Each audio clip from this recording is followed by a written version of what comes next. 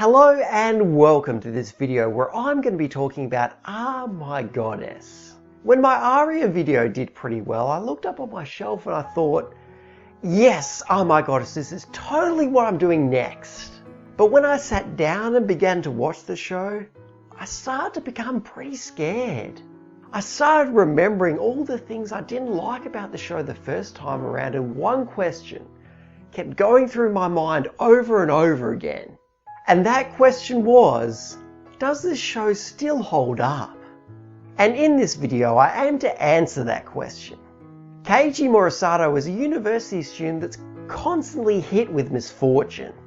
Because of this, he's been granted one wish by the Goddess Relief Agency, and the goddess Belldandy has been tasked to fulfill his wish.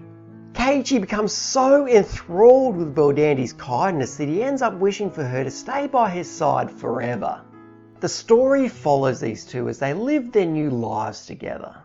One of the reasons why I became so scared watching this again was because I didn't like the first episode that much.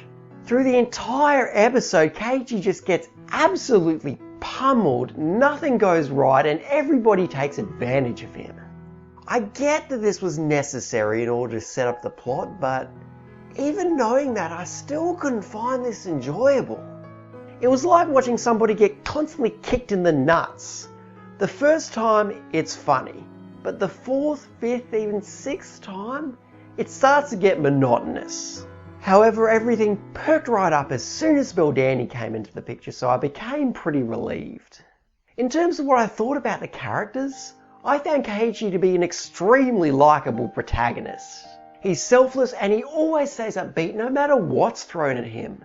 For example, there's this one line that he says that really stuck with me. I don't know if these are his exact words, but it's something like, "Oh, that's okay. I can go without eating for one day."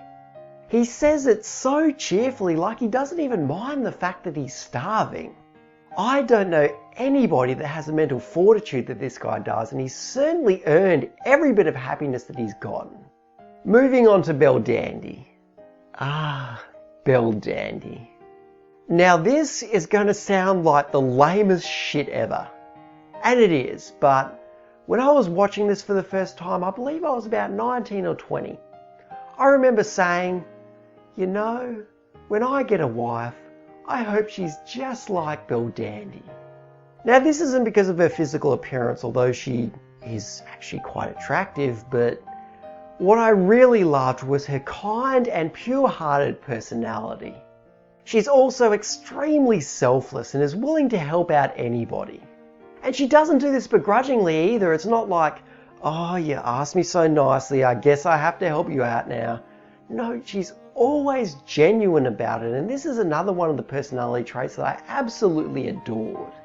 Along with our two main leads, I thought pretty much every character in this show is great. They all fulfill their roles really well, especially Erd, who's absolutely hilarious, and she has to be my favourite character because of this. And I'll have you know I've got a great rack. Oh, is that right? I just assumed you wore all those layers because you're so flat. There were just two characters that I had problems with, and the first one is Toshiyuki, who's basically a straight out rapist. He tries to force himself on several female characters throughout the course of the show, but luckily he's only a very minor character, so I didn't have to put up with him too much. The second character that I had problems with is Skuld, who's Belldandy's younger sister. She is a total brat. She's constantly yelling at everybody, especially Keiichi, who she blames for taking Belldandy away from her. Her voice acting doesn't help either. It's so high-pitched and squeaky, it's really unpleasant to listen to. Of all things, did you have to drink scalding hot tea? I could have gotten majorly burned. All right, where's my big sister? I'm not sure if the problem was with the voice actress or with the director, but it feels like somebody screwed up here. I will mention that a Japanese voice is a lot better, or at the very least it's much easier to listen to, but this doesn't really fix the problems I had with Skuld's personality. When comparing Ah My Goddess to standard slice of life shows, there's a lot of elements here that make it stand out above the rest. One of these elements is the powers that the goddesses have. This really helps change things up, and it leads to a lot of interesting scenarios that wouldn't be possible in your standard slice of life show. Another element that sets it apart is villains. This show actually has villains. Now, I'm not talking about your standard slice of life bullies, although they're here too. What I'm talking about is people who have powers that rival the goddesses. While some of these antagonists are fairly harmless and they're usually used as the butt of jokes, others are actually really intimidating. Unfortunately, now we have to get into the negatives that I was alluding to at the beginning of this video. And the first negative is that the ending is bad. It's just flat out bad. Usually with endings you get some kind of awesome climax or some kind of closure to hanging plot threads, but here it just ends the way a normal episode would. And what's really weird is that 2 episodes back, there's actually a climactic event that would have been pretty good to end on. But for some reason they decided to just keep going for another 2 episodes. Maybe my expectations were way too high, but the way this anime ended was really disappointing to me. Another negative, and this is gonna be what turns a lot of people off the show. The romance between Keiichi and Belldandy, which is the main focus of the show by the way, doesn't progress all that much. For the entire 50 episodes, the characters just end up fumbling over each other. Keiichi is usually too bashful to do anything, and every time he works up the courage to do something, it usually either goes right over Belldandy's head or he gets cock-blocked by somebody. Usually Skuld, and this is another reason why she just annoys me so much.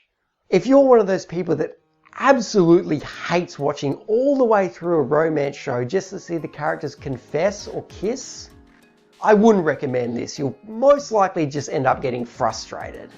And I'm usually right there with you. I hate it when 2 characters are kept apart due to contrivances. But here, I actually didn't mind it all, and that is because even though Keiichi and Belldandy's relationship doesn't progress that much, they share a ton of beautiful moments.